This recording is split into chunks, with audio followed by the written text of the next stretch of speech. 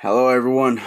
My name is Josh, and I'd like to welcome you guys to the No Love Lost podcast. No Love Lost is a brand I created whenever I was going through a deep healing process in life. Some of you guys may have followed us through the beginning. I'm sure there's a lot of people that haven't, and that's okay because that's what we're here for now. We're here to grow.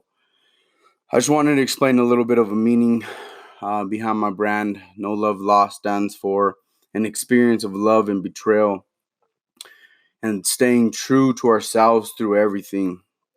We have maybe been hurt in the process, but we've learned to heal ourselves, and for that, our hearts have remained whole. No Love Lost is a reminder of the pain that we have endured, but we've stayed hopeful and willing to learn to love ourselves and love others again. To me, I think growing up, especially in the state we're in, the city we're in, there's a lot of families that put each other down. There's a lot of people who bash each other. No one really supports anybody here in this side, and that takes a toll on a lot of people. And so, I don't hold no grudges. I don't feel bad. What happens happens. There's nothing we can do. The only thing we can do is move forward and grow from it. So, there's no love lost at the end of the day. Um, we love everybody, but sometimes we have to keep our distance. Our loyalty over love, which is the shirt I'm wearing now. There's a deep meaning behind that. It doesn't mean that we don't love. It means that we're selective on who we love because our love is pure. And it's a lesson we have learned by loving or holding on to the wrong people at times. Most of the time, it's those who we want to love or those who we want to love us the most are the ones who break us the most. So we have to love those who are loyal to our hearts and who give you that same pure love back. I feel like that was a huge thing for me to learn in life. And I'll get a little bit deeper into that going on to this. It was it's a huge thing in life because I feel like we always want what we can't have, and whenever we can't get what we want, um, we want it more and more and more.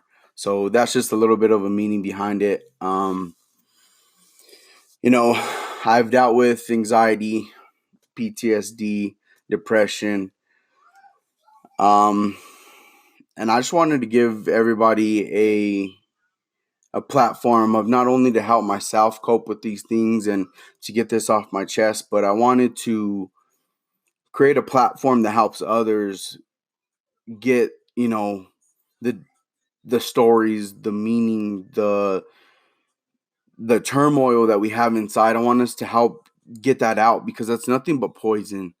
And in that poison, nothing good comes from it. You know, with that, we can't live the life that we truly deserve. We all truly deserve to be happy. We all truly deserve to be whole. And sometimes that's hard for us because we don't know how to get that.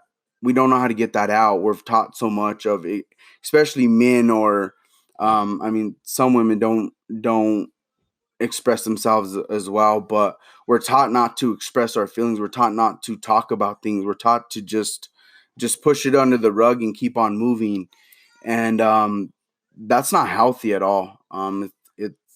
It's not healthy for anybody. So I just wanted to bring some awareness to a couple topics um, with my battles and help others as well, such as mental health issues, things that I found to cope with myself. Maybe you guys can share some things that you guys cope with as well.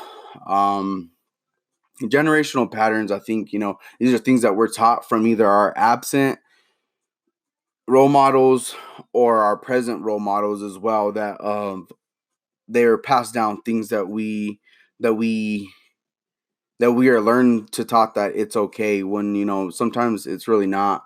Wounds are core wounds, and there's 12 core wounds that I follow by. One is being the fear of not being acknowledged, the fear of abandonment, of loss, loneliness, or isolation. I know that's huge for me because whenever I'm feeling the certain type of way, I isolate myself, and I've isolated myself from everybody probably for about the last 6 years. And it's been tough. It's tough for me to go hang out with family, go hang out with friends. Most of the time, my wife has to fight with me, like, hurry up, come on, Josh, like, we have to go. And I don't want to, but, there's just some things that you have to do. The fear of meaninglessness, the fear of change, fear of unsafe, non-secure, the fear of being vulnerable, that's always been my thing. I was taught to never be vulnerable. Shut up, stop crying. Things like that. You're taught not to express yourself. That's been a huge thing for me. The fear of powerlessness, the fear of being unworthy, fear of rejection, the fear of failure, and the fear of letting down our inner child. And I'll get more into that. I've learned more about my inner child. And I know it sounds crazy. A lot of people probably think, like, what are you talking about? But we have an inner child that lives within us, and every time we feel a certain type of way, that child comes up. That's that first time that child was let down, or that first time that child was um he did something great. Those proud moments you feel, that's that inner child speaking inside of you. That time that you might second guess yourself, it's because that inner child doesn't trust you, because that he's learned not to trust you, because either you were told that, hey, um is this really what you want to do, or why are you doing that? Other people second guess you, so you start second guessing yourself. So that's just a little bit about the inner child. Discuss journeys in life. Just where have we been? Where have we helped ourselves become better? And what are the future plans? A part of growing. And, with this, I'm always wanting to have special guests in. I would love to hear about everyone's stories. We all have a different story. That's something I've learned along this journey is I thought loyalty over love meant something for me, but to a guy, his name's Armando. He's been one of my biggest supporters. He reached out, and it totally meant something different to him, and it was just pretty cool to know that we had a connection, but it was through different ways. We all have a story, and I would love to hear everybody else's story because we all battle things. Um, So today, I want to start off just by giving a bit of a background story of my journey, and through this process of me talking about the things that I've been through in life. It isn't to bash anyone or to downplay anyone's role in my life, because everyone's role in my life was created for a reason. The pain, the hurt, the good, the bad, it molded me who I am today. It's made me a strong person who I am today, mentally, physically, emotionally, and so I don't want anyone, I mean, I'm sure there's people who are going to get mad, and there's people who aren't going to like it, but I'm not here for everyone's likes and everyone's applaud. So this is for me, and this is for everyone else to get that out. So let's get started. Growing up, my mother abandoned me probably when I was about a year old, maybe a little bit older, for her drug addiction. And, luckily I had a father who was man enough, stepped up, raised me the best that he knew how at 22 years old, single father. And I was probably about a year and a half later, from what I was told, was, my dad's ex-wife, Steph, came in the picture. And she raised me as her own child. There was no question about that. Um, and I love her for that, because especially me now as a stepfather, like, I realize the role that it is to take on to raise someone else's kid. I love my stepson to death. There's nothing I wouldn't do for him, and I know vice versa to her. I had a great stepmother, so that's what's helped me become a better stepfather, because she never bashed the other parent. She never, she was always open to anything. But growing up, like, it just wasn't good enough for me, because it wasn't my mom. Like, it wasn't my mother, and all I ever wanted was my mom. Like, that's all I ever wanted. And even to this day, like, I've held on to that relationship for 26 years until, finally, I, I just couldn't take it no more, and I'll probably get into that next episode. Um, my mom would come in and out of my life whenever it was convenient for her. I remember every year, the only thing that I ever wanted for my birthday was just to hear my mom's voice, or to get a visit from her. And usually, I never got that. She would usually call me a couple days later. Usually on my dad's birthday. My dad's birthday is 4 days apart. Funny thing is, she would usually call me on my dad's birthday and wish me happy birthday, and it kind of just struck me like, how do you forget your firstborn son's birthday? Like that's a special bond, like, I couldn't imagine forgetting any of my kids' birthdays. And I know, I mean, she was in the right state of mind. She was struggling through addiction and all that stuff. But, well, I guess I really don't know that mindset. I've been around drug addicts and killers, most of my life, but I never got that, how you can forget.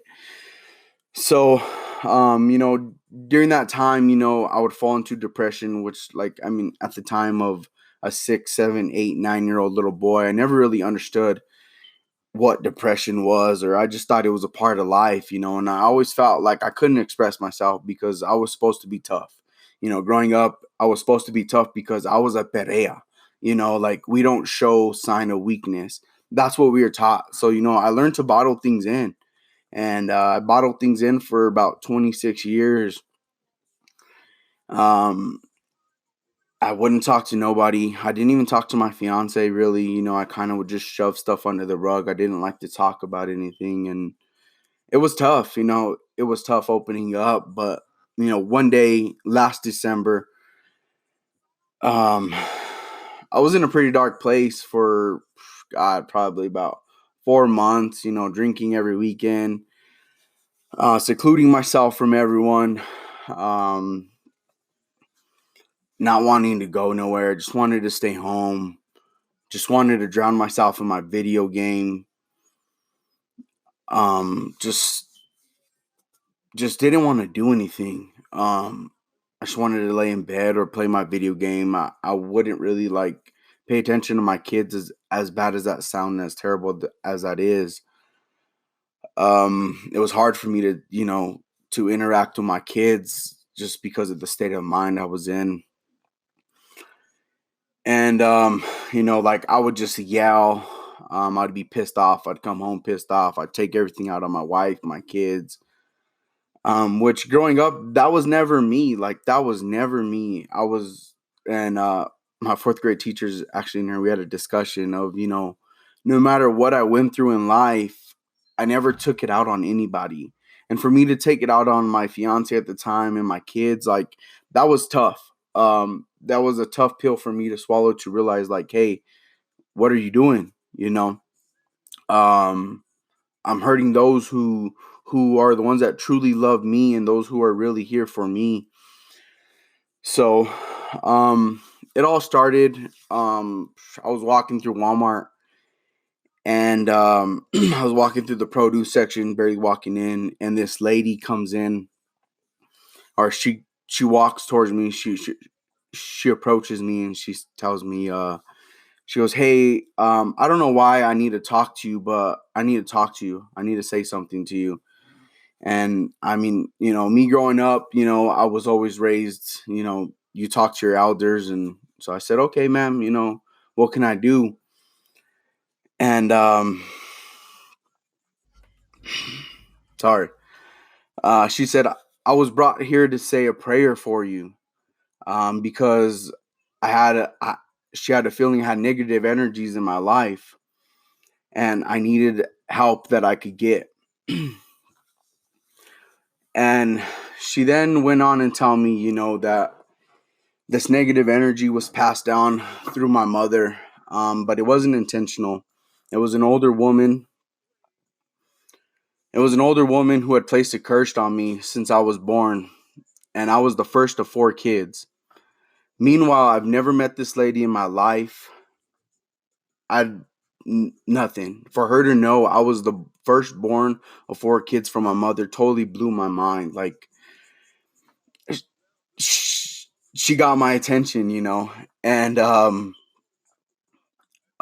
she said, I received this curse and this blockage as well. Like, thoughts on my mind, like, how did she know I was the first? I was the oldest born. And I remember, hearing all these stories growing up of curanderas from my mom's side of the family, but like, I never really thought it was bad. I never asked no questions. I never thought it was bad.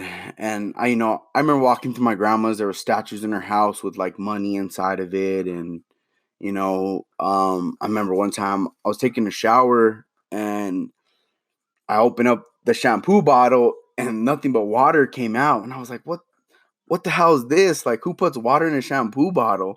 So I unscrew it, and these, like, this writing, like, letters started coming out. And I was like, what the heck? And so, like, I started reading them, and they were kind of cut up to where you couldn't read them. And like, it was wild. And like, my grandma comes pounding on the door, "Mom, mom, mom, what are you doing? You better not be messing with my bottles." And I was like, what the like, what the hell? Like, it was just so crazy. But I never thought, like, my grandma, like, she could be bad, or a person could be bad like that. And like, I asked this woman, like, of a name, can she describe the woman? And she told me no, but it was someone that was very, very close to me, and they were there in the room whenever I was born. And there was only 4 people in the room when I was born, which was my mother, my dad, my grandma Kathy, and my grandma Margaret. And if you know my grandma Kathy, she's the sweetest lady in the world. She's the one who's always pushed me. She's the one who has always been encouraging to me. So I kind of pinpointed it on who it was. And I asked her, what can I do to get this energy away from me? I didn't need, this energy. And she told me everything will work itself out. I was there to break a generational curse, and I needed to take care of my fiance and my 5 kids. Again, I remind you, I did not tell her nothing about my 5 kids. I did not tell her anything about my wife, about status, marital status, nothing like this.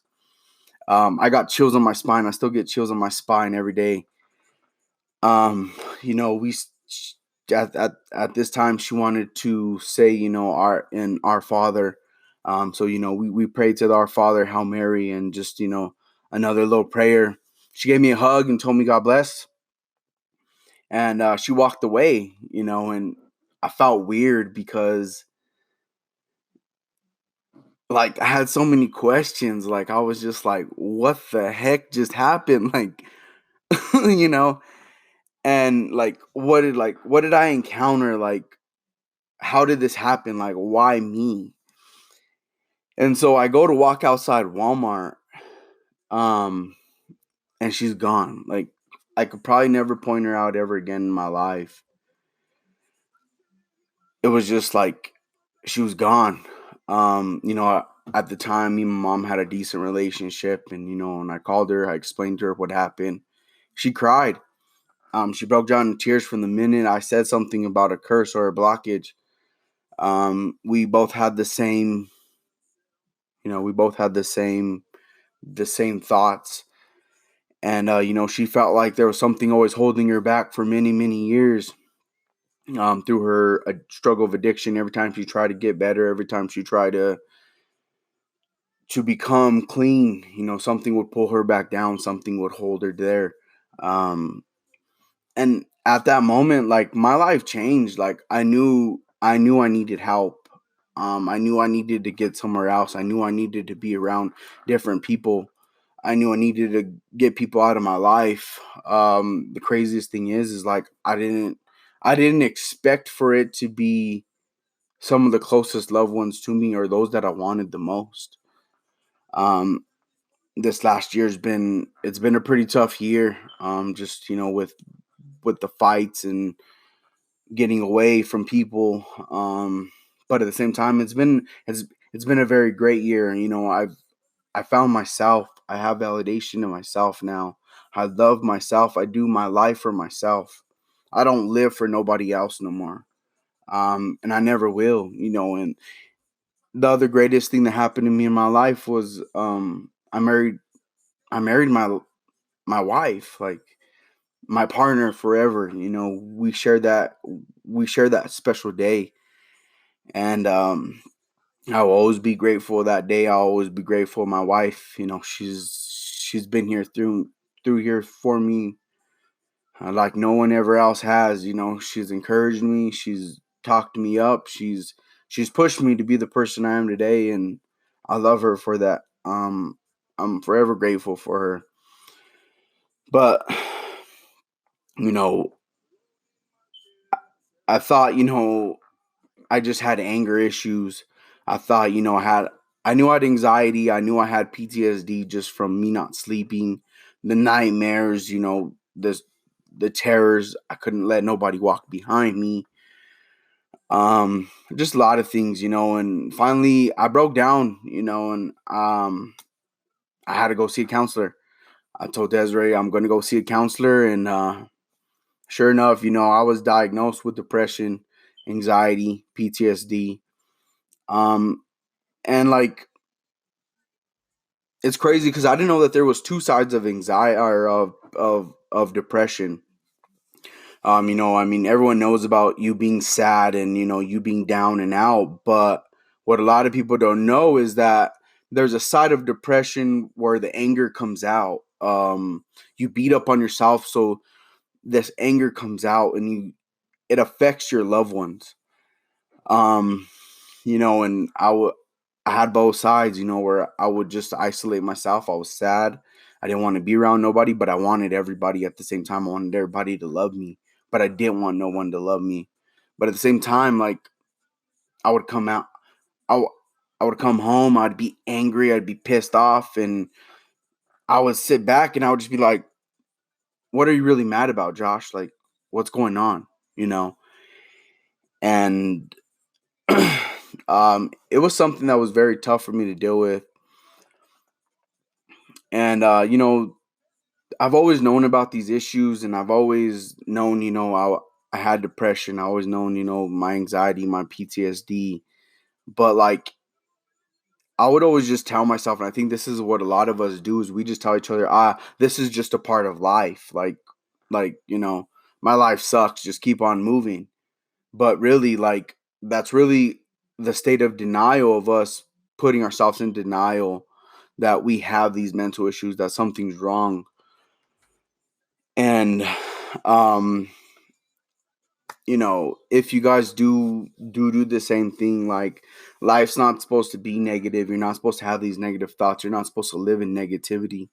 I truly believe that you attract what you are. We need to be positive. We need to be happy. And that's tough. Seek a counselor, seek someone that can help you out. Even if the first, second, third, fourth, fifth counselor is not right, believe me, I went through 7 counselors this year until I finally found the right one. Um, just do it. You have to just do it. Like, you have to get that out of you. This poison that we have inside of us just kills us. Um, and like, sorry, it's a little hard to talk about. I remember, like, I sat in my car and I cried. Like, I have I have depression, I have anxiety, I have PTSD. Like, it slapped me in the face, and like I felt like labeled, like I have a label now. I fall under this category, and it was tough. And I remember calling family and telling them, hey, I was diagnosed with, with these mental issues, and I didn't hear a lot with what I didn't hear a lot what I wanted to hear. I didn't hear, I heard a lot of, why did you go see someone? They don't know your life. Um, you've never been sad, or what have you been through that's that bad? Like, where did you get PTSD from? Where'd you get anxiety from? How do you have depression? Um, and I think that crushed me even more, because it was, I just really wanted to hear, like, it was going to be okay. That's that's all I wanted, was just to hear, hey Josh, it's going to be okay. Let's find a way to help you out. Um and I heard that from other people who didn't know me from my childhood, who didn't know anything about my childhood. Um this is really just the beginning of my journey, and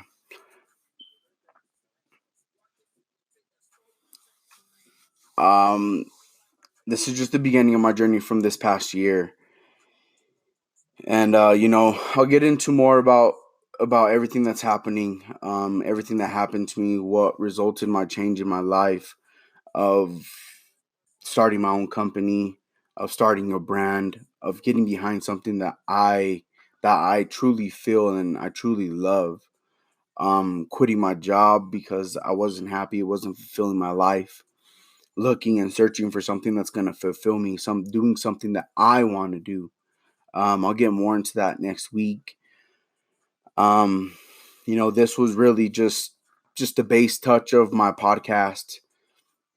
And next I really want to just touch briefly on generational patterns, that we fall into. I was talking to my uncle over the holidays, and he told me, we're talking about my journey and just kind of where I've been, where I've come, and just my plans. And he told me, he was like, I remember, Josh, the first time I met you guys, it was on Christmas Eve, probably about 16, 17 years ago. He goes, and my other uncle just came home from jail a couple days or a week or something like that, and we were celebrating him coming home. And he was taken back by this because he's never been around, someone who's been in jail, who's been incarcerated, or a family who welcomed someone home.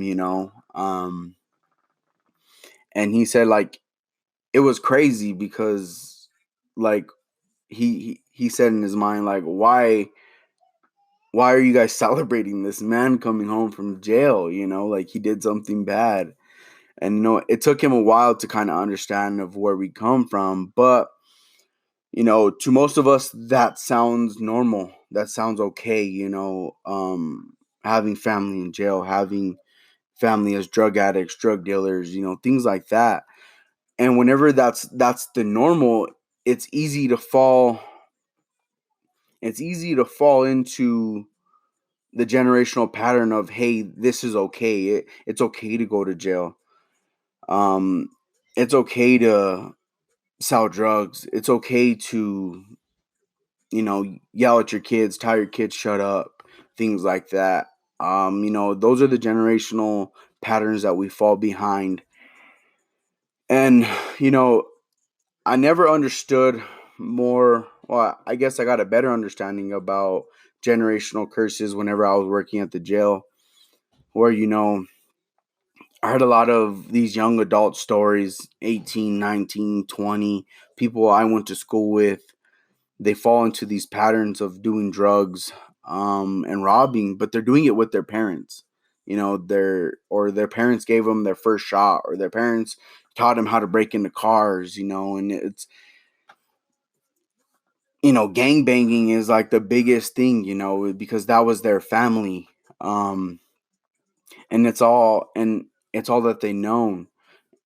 And, like, I'm glad, like, everyone that I'm close to in my family, we none of us fell into into any of that. You know, we've all been successful in our own ways. We've all done things,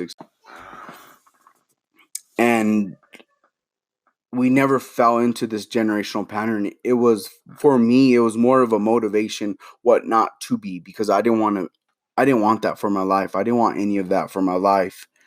Um, but I feel like these generational, most of the time people are scared. They're scared to take that leap. They're scared to take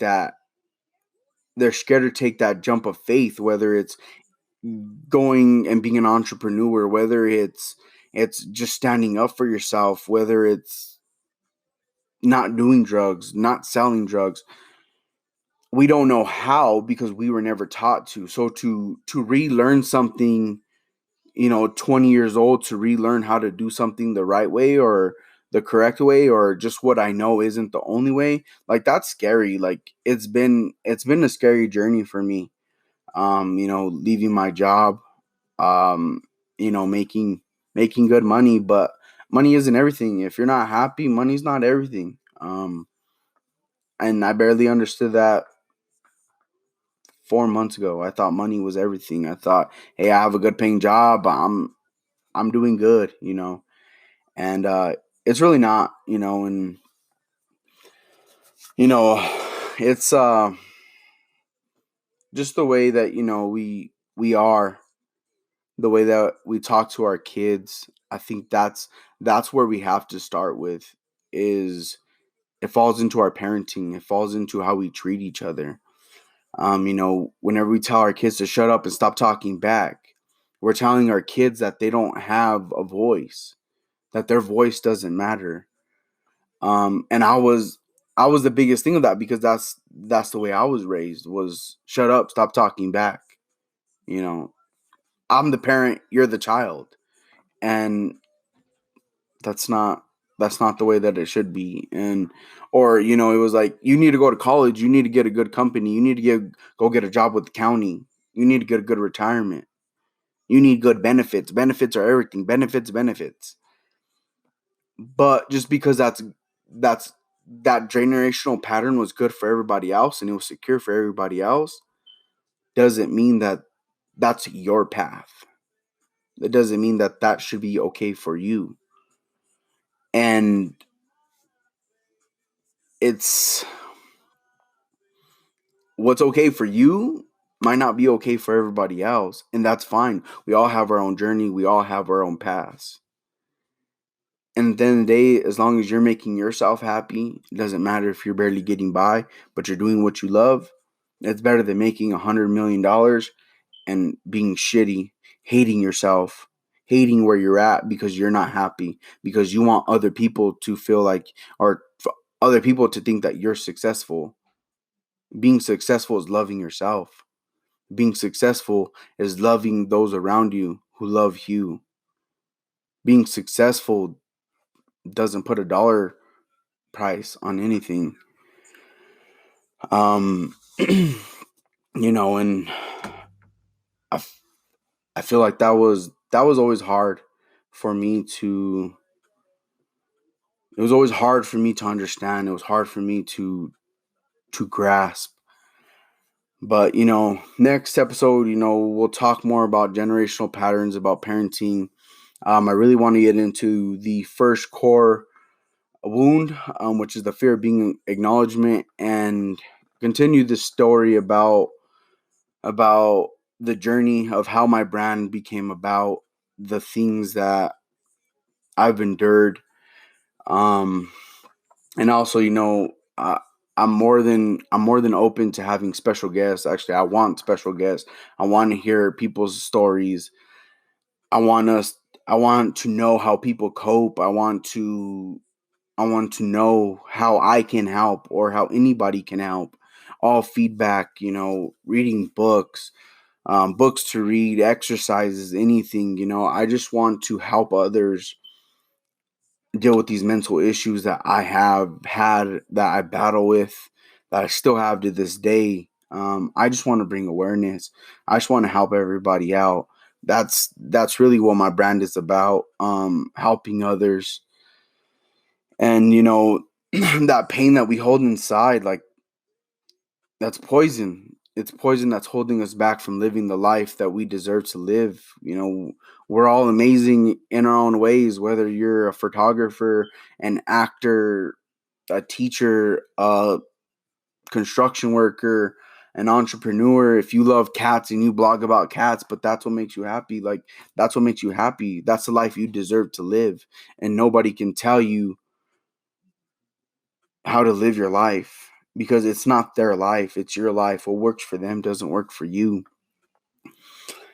And I just want a more positive place. I just want a more positive world. I just I want everyone to love one another. But most importantly, self love. Self love is so huge. I feel like you can't love someone else until you love yourself. You have to love yourself in order to love anyone else. And I didn't love myself for the longest time, and I love my wife to death, and we held this bond because we were both broken. We were both in a broken place. We both understood each other. And that's what bonded us together. Now that we're doing exercises together as a couple, we're learning each other. It's a growing experience, and it's been an amazing experience. I just want to thank everyone who tuned in tonight. It's my first time going live ever in front of a camera. I'm recording as we speak. It's it's been amazing. It's been great. I'm excited to share my story with everyone more and more, and I'm excited to hear everyone else's story. Um, you know, Not everything's easy for everybody to open up. If you want to open up, you want to be on the show, please don't hesitate to write me. If you want to be anonymous, that's perfectly fine. We don't have to put you in front of a camera. We can just hear your voice. We call you whatever you want to call you, so no one knows. No one knows who you are, but just get that poison out. That's my main thing.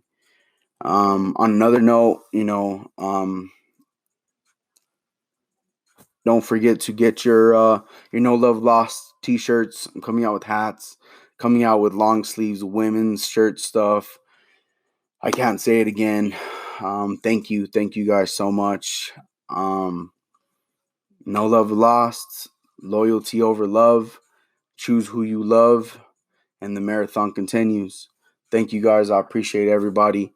God bless you. Have a wonderful night.